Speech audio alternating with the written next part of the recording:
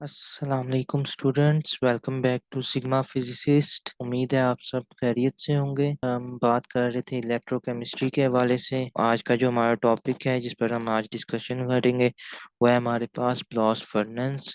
तो blast furnace में हम बात करते हैं। सबसे पहले ब्लास्ट फर्नेस को समझने के लिए सबसे पहले कुछ ऐसी डेफिनेशंस हैं, ऐसे मटेरियल्स हैं जिनको समझना जरूरी है इस टॉपिक को समझने के लिए। उसमें सबसे पहले हमारे पास कुछ बेसिक डेफिनेशंस हैं। उसमें डेफिनेशन में हमारे पास मिनरल की डेफिनेशन है, ओर्स की डेफिनेशन है और मेटलर्जी की प्रोसेस की डेफिनेशन है। तो सबसे पहले हम बात करते हैं मिनरल की कि मिनरल है क्या। तो मिनरल इस तरह के स्टोन्स जिसमें जो है वो स्मॉल अमाउंट ऑफ मेटल मौजूद हो और लार्ज अमाउंट ऑफ इम्प्योरिटीज, इस तरह के स्टोन को हम कहेंगे कि वो मिनरल है। उसके बाद ओर्स की बात जब हम करते हैं तो हम कहते हैं the stone that contain large amount of metal and small amount of impurities, उसको हम ओर्स बोलते हैं। ओर्स जो है वो मिनरल के बिल्कुल ऑपोजिट जो है स्टोन्स है। उसके बाद मेटलर्जी क्या चीज है। तो मेटलर्जी इस तरह का प्रोसेस जिसमें मेटल जो है, मेटल इस एक्सट्रैक्ट किया जाता है उसके ओर से। अब इस बात को हम डायग्राम से समझते हैं कि मेटलर्जी और ओर्स है क्या। बेसिकली मेटलर्जी की आप एक दफा जो है स्क्रीन पे जो डेफिनेशन शो हो रही है वो रीड कर लें। The process by which metal are extracted from their ores are called metallurgy. तो इस तरह के प्रोसेस जिसमें मेटल जो है वो अपनी ओर से निकाले जाएं, इस तरह के प्रोसेस को हम मेटलर्जी कहते हैं। अब इसको हम डायग्राम से देख लेते हैं। तो फर्ज करें कि यहाँ पर अब ये हमारे पास एक और मौजूद है। इसके अंदर जो रीजन ब्लैक से शो हुआ है वो basically large amount of metal को शो कर रहा है, और जो रीजन हमारे पास पिंक को शो कर रहा है वो इम्प्योरिटीज को शो कर रहा है। तो जब हम इस ब्लैक रीजन को अलग कर देंगे इस ओर से, तो हम इस प्रोसेस को नाम देंगे एक्सट्रैक्शन का। उम्मीद है इतनी बात समझ आ गई होगी। उसके बाद अब हम फर्दर मूव करेंगे अपने आज के मेन टॉपिक की तरफ। हमारे टॉपिक है ब्लास्ट फर्नेस के हवाले से। फेडरल बोर्ड का इम्पोर्टेंट टॉपिक है। इम्पोर्टेंट लॉन्ग क्वेश्चन आ सकते हैं, लॉन्ग क्वेश्चन, और इस क्वेश्चन की 4-5 स्टेटमेंट आ सकती हैं। बोर्ड एग्जाम में, प्री बोर्ड में, सेंडअप्स में, क्लास टेस्ट में 3-4 तरह से ये एक सवाल ही आ सकता है। तो उसके बारे में आपको समझा देते हैं कि क्या है। तो सबसे पहले क्वेश्चन आ सकता है write note on blast furnace and also draw diagram. उसके बाद या तो सवाल आ सकता है write about extraction of iron from its ore hematite, या फिर क्वेश्चन आ सकता है write metallurgy of iron from its ore, या फिर क्वेश्चन आ सकता है describe method of recovery of metal from their ores. ये चारों सवाल आ सकते हैं। किसी भी कोई एक भी स्टेटमेंट आ सकती है, सबका आंसर सेम है अगर लॉन्ग क्वेश्चन में आता है तो ब्लास्ट फर्नेस का पहले प्रोसेस जो है वो मैं जो हमारी डायग्राम है उससे समझा देता हूँ। फिर हम देख लेंगे कि इसको जो है हमने अटेम्प्ट कैसे करना है रिटर्न फॉर्म में। तो देखें ब्लास्ट फर्नेस जो है ये एक चेम्बर है। चेम्बर में हमने दो ओपनिंग छोड़ दी है। एक ओपनिंग जो है वो हमारी अबव है, एक ओपनिंग हमारी बॉटम में है। तो हमने जो है रॉ मटेरियल जो है अबव से वो इंट्रोड्यूस करा है। उसमें हमारे पास ओर है, कोक है और लाइमस्टोन है। तो हमने 3 raw material above of the container introduce करवा दिए। उसके बाद हॉट एयर जो है वो बॉटम से हमने इंट्रोड्यूस करवाई है चेम्बर के अंदर, और हमने एक ओपनिंग ऊपर भी छोड़ी हुई है। ये ओपनिंग वेस्ट गैसेस को बाहर निकालने के लिए। तो हॉट एयर जब हम टेम्परेचर को इंक्रीज करेंगे 1500 डिग्री सेल्सियस पर, तो हमारे पास जो आयरन और है और कोक है वो सब कुछ रिएक्ट करके हमें जो है आयरन देगा। और लाइम स्टोन्स कैल्शियम कार्बोनेट जो हमने यूज़ किया है वो हमारी जितनी भी वेस्ट प्रोडक्ट होगा उस सब को हमें आयरन के ऊपर कलेक्ट करके देगा। अब इस चीज को पेपर में किस तरह से लिखना है, किस तरह से ब्लास्ट फर्नेस पे नोट लिखना है, वो समझाता हूँ। तो देखें, सबसे पहले हम बात करते हैं, most of metal exist in the form of oxide और सल्फाइड और से। जैसे फर्ज करते हैं, मेटल क्या है? मेटल आपको पता है, जो हमारा आयरन हो गया, कॉपर हो गया, गोल्ड हो गया, इसको हम कहते हैं कि मेटल जो है वो एग्जिस्ट करते हैं ऑक्साइड और सल्फाइड और की फॉर्म में। तो उसके बाद हम बात करते हैं कि ऑक्साइड और सल्फाइड और क्या है। तो ऑक्साइड और सल्फाइड और क्या जो है वो समझाता हूँ क्या है। Oxide ore are basically ore that is embedded in the oxide rock. Sulphide ore are basically ore that are embedded in sulphide rock. तो देखें, अब मेटल, एक मेटल है हमारे पास जो पिंक रीजन शो हो रहा है, और ये मेटल जो है वो इंसर्ट हुआ हुआ है ऑक्साइड रॉक के अंदर। तो इस तरह की मेटल और जो है वो ऑक्साइड रॉक के अंदर इंसर्ट हुआ है। इस तरह के और को हम नाम देंगे ऑक्साइड और का। या फिर अगर मेटल और सल्फाइड रॉक के अंदर इंसर्ट हुई हुई है वो तो हम नाम देंगे सल्फाइड रॉक का। अब ऑक्साइड या सल्फाइड रॉक और हम इसे क्यों बोलते हैं?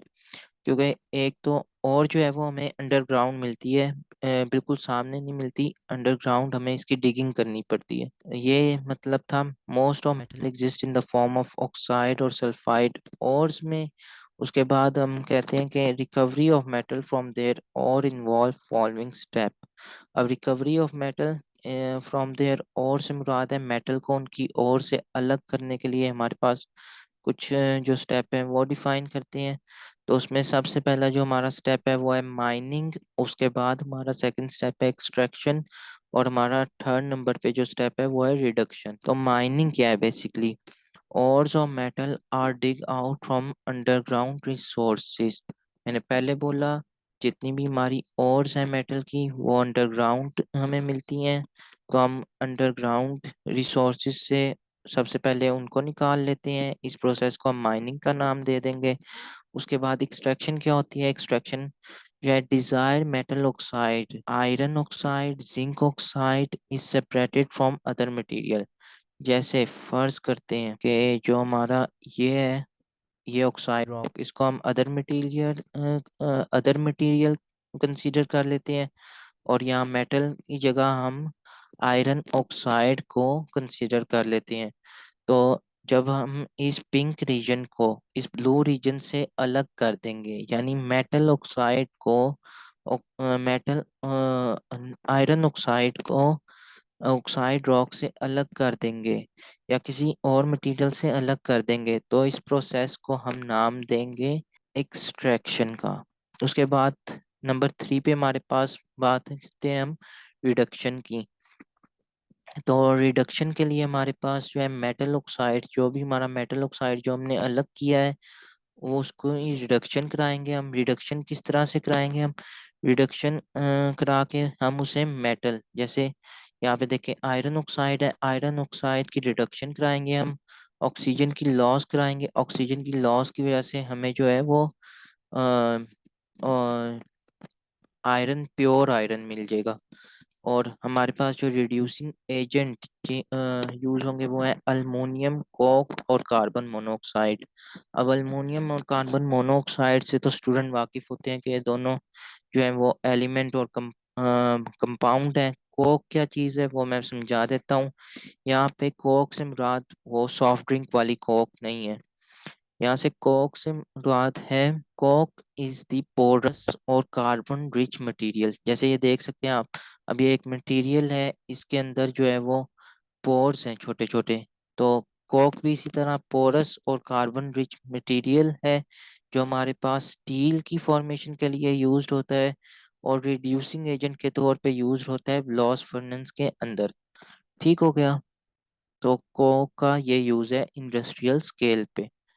तो अब हम जो है वो, ये तो हमने स्टेप बता दिया कि जनरल स्टेप क्या है। अब इन स्टेप को हम आयरन के लिए यूज करते हैं, प्योर आयरन के रिजल्ट के लिए, तो उसको हम नाम देंगे एक्सट्रैक्शन ऑफ आयरन के, एक्सट्रैक्शन ऑफ आयरन का। तो इसमें जो है हम बात करते हैं आयरन और कॉक और limestone are used as raw material in this process and introduced from top of furnace। तो आयरन और हेमाटाइट से क्या मुराद है? अच्छा, हेमाटाइट जो है वो बेसिकली आयरन की और जो नेचुरली एग्जिस्ट करती है ना, वो मैनी वैरायटीज में एग्जिस्ट करती हैं, उनकी बहुत सी वैरायटीज है। तो हेमाटाइट एक आयरन और का नाम कह लें, कि नाम दिया हुआ है आयरन और को हेमाटाइट का। आयरन और कोक और लाइमस्टोन, जैसा मैंने प्रोसेस आपको डायग्राम में समझाया था, are used as a raw material के तौर पे यूज्ड होंगे, और टॉप ऑफ फर्नेस या कंटेनर में इंट्रोड्यूस करवा दिए जाएंगे। उसके बाद आयरन की एक्सट्रैक्शन के लिए हमारे पास जो है, ये हमारी गिवन और जो है उसकी रिडक्शन ज़रूरी है, और रिडक्शन किसकी प्रेजेंस में होनी चाहिए? कोक की प्रेजेंस में। वो किस तरह से होगी, अब वो देखते हैं। तो देखिए, मैंने आपसे पहले कहा था दो ओपनिंग छोड़नी है हमने अपने जो कंटेनर या चेम्बर है उसके अंदर। तो a blast of hot air 1500 degree Celsius is introduce from the bottom of furnace. तो सबसे पहले 1500 डिग्री सेल्सियस का टेम्परेचर हम मेंटेन करेंगे अपने फर्नेस के अंदर, और हॉट एयर जो है उसको हम इंट्रोड्यूस करवा देंगे। इंट्रोड्यूस से मुराद है दाखिल करवा देंगे अपने जो कंटेनर है उसके अंदर। उसके बाद ऑक्सीजन गैस रिएक्ट, अब एयर हमने जब एंटर करवाई है अपने फर्नेस के अंदर, तो ऑक्सीजन भी जाहिर सी बात है एंटर होगा। जो ऑक्सीजन गैस एंटर हुई है उसने कोक के साथ रिएक्ट किया, और हमारे पास कार्बन मोनोऑक्साइड और कार्बन डाइऑक्साइड जनरेट करवा दिया इस चैम्बर के अंदर। इस चैम्बर के अंदर जब हमारे पास कार्बन मोनोऑक्साइड और कार्बन डाइऑक्साइड इंट्रोड्यूस करवा दिया, तो उसके बाद जो हमारा कार्बन हॉट कार्बन मोनोऑक्साइड है उसने आयरन ऑक्साइड के साथ रिएक्ट किया, और आयरन में रिड्यूस करवा दिया। ये देखिए यहाँ पे केमिकल रिएक्शन लिखा है, आयरन ऑक्साइड ने जब कार्बन मोनोऑक्साइड के साथ रिएक्ट करवाया तो हमारे पास आयरन आ गया, और हमारे पास कार्बन डाइऑक्साइड के एस फॉर्म होगी। अब ये जो आयरन हमारे पास आया है, ये हमारे पास बॉटम ऑफ चैम्बर में या बॉटम ऑफ फर्नेस में कलेक्ट हो गया। उसके बाद हम बात करते हैं, देखिए हमने लाइमस्टोन कैल्शियम कार्बोनेट भी इंट्रोड्यूस करवाया था अपने कंटेनर में। तो वो जो लाइमस्टोन हमने इंट्रोड्यूस करवाया था, जितना भी हमारा वेस्ट मटेरियल था, वेस्ट गैसेस तो दूसरी ओपनिंग से निकल जाएंगी, लेकिन वेस्ट मटेरियल जितना भी था हमारा लाइमस्टोन, उसको जो है आयरन के ऊपर कलेक्ट करके दे देगा, और बॉटम ऑफ कंटेनर में हमारे पास प्योर आयरन मौजूद है। तो देखें इस तरह से हमने जो है वो आयरन को, मैं आपके सामने सारे पॉइंट शो कर देता हूँ स्क्रीन पे। तो देखें, ये इसका प्रोसेस था, पूरे जो कंटे एक्सट्रैक्शन ऑफ आयरन थी उसका, ब्लास्ट फर्नेस में किस तरह से काम होना है उसका, और किस तरह से निकाली जाएंगी उसके हवाले से।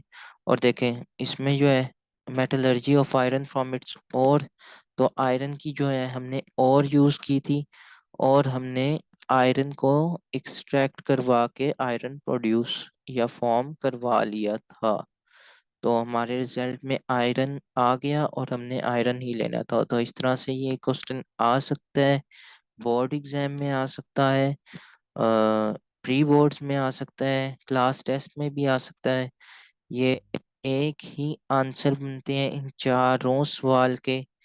ये चार स्टेटमेंट जो है ये एक ही क्वेश्चन की है, और इस वजह से इसको शो करवाना ज़रूरी था।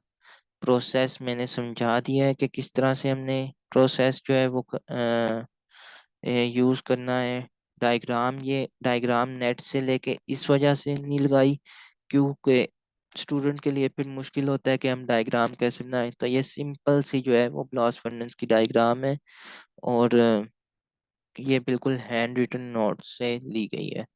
उसके बाद बाकी जो चीज़ें हैं वो इतनी ज़्यादा कॉम्प्लेक्स नहीं की मैंने, बहुत आसान से नोट्स बनाए। तो ये हमारा आज का टॉपिक था लॉस फंडेंस के हवाले से।